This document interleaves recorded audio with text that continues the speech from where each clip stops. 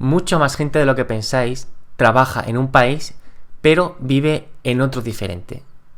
Yo, en mi caso, os voy a explicar cómo ha sido vivir en Bélgica, pero trabajar en Países Bajos. Así que, allá vamos. 1, 2, 3.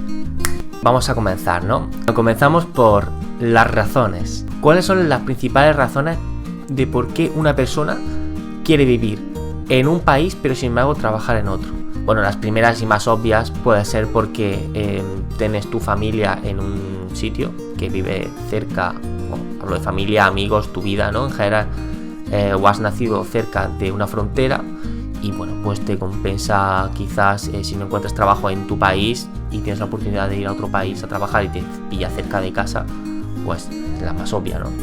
Vas, trabajas allí y ya está. Pero, ¿qué pasa si realmente tú no eres de allí? Como en mi caso, ¿no? Yo no soy ni de Bélgica ni de Países Bajos.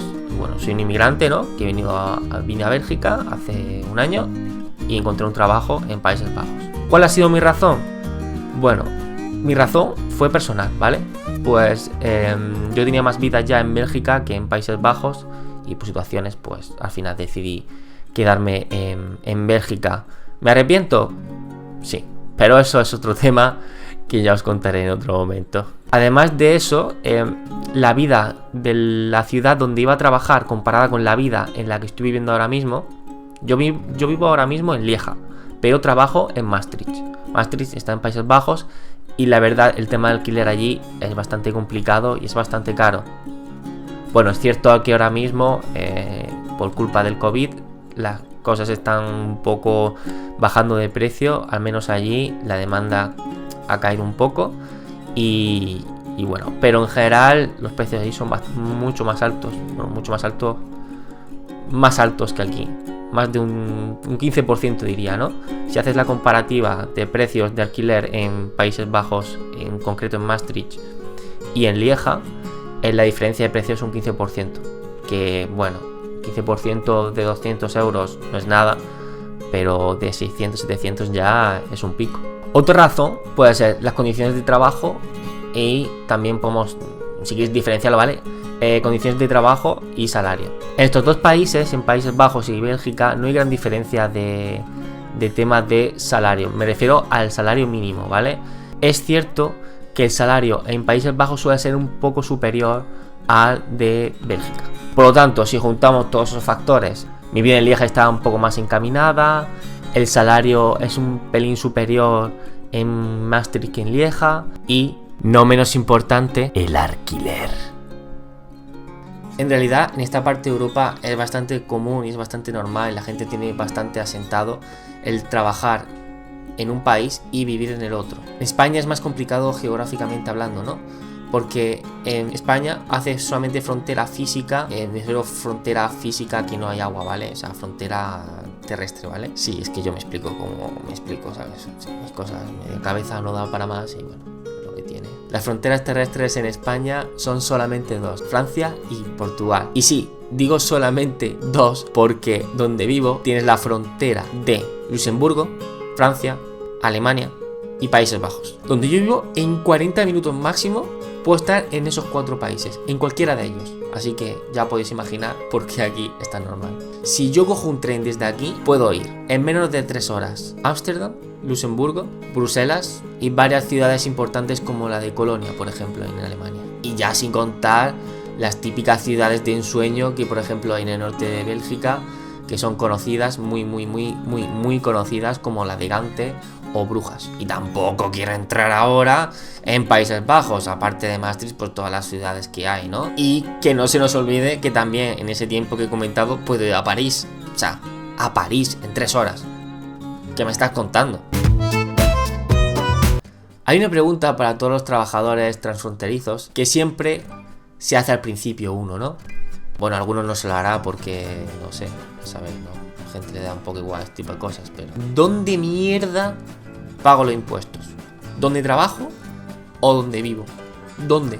Porque claro, todo lo que cotizas, digamos, lo que tú pagas de impuestos por tu trabajo y luego de hecho a prestaciones y demás, claramente eso es de lógica. Si trabajas en un país, ese tipo de impuestos se pagan en el país donde trabajas, ¿vale? Eso creo que todo el mundo tenemos claro. Pero claro, el tema de la renta, el tema de los típica declaración de la renta a final de año, dónde puedo pedir ayudas, la sanidad, ¿qué pasa, no? ¿Qué puedo hacer con todo eso? Una cosa muy importante, al menos en Europa, ¿vale? En concreto, ¿no? En la Unión Europea. No sé en qué otros continentes o qué zonas del mundo pasa, ¿vale? Pero aquí tú pagas impuestos solamente en un país. Normalmente lo que hace la gente es que los impuestos que pagas de tu trabajo se quedan allí y solamente pagas tú, digamos, los impuestos locales o regionales donde vives, ¿no? En mi caso, por ejemplo, empezamos por el tema del trabajo. Yo los impuestos que genero con mi trabajo los pago en Países Bajos, que viene ya declarado en mi nómina, lo que te resta, ¿no? Lo que te retiene o como queréis llamarle.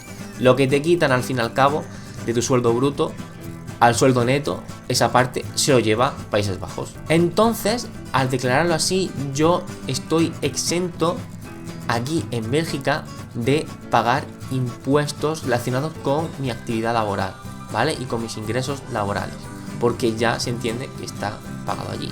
Pero, ¿qué pasa, por ejemplo, con el médico? ¿Dónde tengo que ir? ¿Que si estoy malo, voy a Países Bajos? ¿Voy a Bélgica? ¿Qué hago? En mi situación, por ejemplo, yo puedo ir a los dos países, pero, por desgracia, tiene un coste económico bastante alto. La sanidad aquí no funciona como en España, ¿vale? Aquí funciona por mutuas, por aseguradoras que gestionan el tema de la salud. Por ejemplo, hay hospitales públicos, ¿vale? Y mucha parte de la sanidad está subvencionada por el gobierno, pero lo que gestionan eso, lo que mueven, digamos, el dinero que tienes que pagar y ese tipo de cosas, lo gestionan las mutuas. Para eso tú pagas X dinero al mes. Por ejemplo, en Bélgica suele ser alrededor máximo, está entre 15 y 20 euros, más o menos una cosa básica. Y lo que tienes que hacer es cada vez que vas al médico, te dan como tienes que pagar, ¿vale? X no es mucho normalmente, si son especialistas suele ser un poco más. Incluso hospitalizaciones también tienes que pagar a veces algo, ¿vale? Pero luego esas facturas las llevas a tu mutua, a tu aseguradora, y luego ellos te devuelven el dinero. En Países Bajos suele ser parecido, pero mucho más complejo, y no quiero entrar. Realmente, si tenéis curiosidad de cómo va en Países Bajos, me lo escribís en los comentarios y de verdad os explico sin ningún tipo de problema. Pero es que me parece bastante complejo y absurdo explicarlo aquí en este vídeo, pero a grosso modo digamos que es parecido al que he contado en Bélgica, solamente que en vez de pagar unos 15-20 euros, yo estoy pagando ahora mismo casi 90. Y luego, claro, cuando vas al médico, pues muchos que a lo mejor estéis viendo en Países Bajos dicen, Néstor, eso no es así, no es así. Sí, chicos, sé que no es así, ¿vale? Pero de verdad no quiero explicar esto porque creo que es bastante complejo y quizás un día lo hablaré. Me parece interesante. Otra cosa muy importante para mí, ¿vale? Que sobre todo lo he valorado muchísimo más ahora, es el tiempo que tardas desde que sales de tu casa y llegas al trabajo. En el caso de trabajadores transfronterizos, normalmente suele ser más de la cuenta, ¿vale? Más de lo normal, a no ser que vivas en un pueblito cercano de la frontera y que tengas un coche y bueno, en 10-15 minutos de media pues puedas estar en tu trabajo, pero eso creedme que es muy muy raro conseguirlo. En mi caso, por ejemplo, ahí sí me arrepiento mucho de haber encontrado un trabajo fuera de Lieja, y es que yo todos los días he gastado de media unas 3 horas de trayecto, no solamente para ir, ¿vale? De ida y vuelta, o sea, al final el cómputo total eran 3 horas que perdía al día de mi vida. Y ahora viene la pregunta de oro: ¿merece la pena? O al menos, ¿me ha merecido la pena? Pues yo creo que sí. Es cierto que con el tema del coronavirus no me ha merecido mucho la pena esos meses, 2-3 meses que he estado con el confinamiento, pero los anteriores un poco sí, no mucho, pero un poco sí. El tema de poder vivir dos culturas diferentes, aunque muy parecidas al mismo tiempo, yo lo valoro mucho. Además de poder practicar varios idiomas a la vez. Yo aquí en Lieja hablo francés y en Países Bajos hablo inglés. Así que si quiero poner una escala del 1 al 10, ¿cuánto me ha merecido la pena? Yo daría un aprobado, ¿vale? Un aprobado solamente, pero por lo que he dicho, sobre todo del tiempo que he gastado de mi vida en un tren, o esperando el tren, o esperando el tren porque se ha cancelado y tengo que esperar una hora más, o porque hay alguna huelga, o porque simplemente el tren en la frontera decide pararse y no quiere seguir hacia adelante. Todo el vídeo, suscribiros y darle un like que me ayudaría muchísimo. No os entretengo más y muchísimas gracias. Nos vemos en la siguiente. Chao. Normalmente, si son especialistas, suele saber un poco más, incluso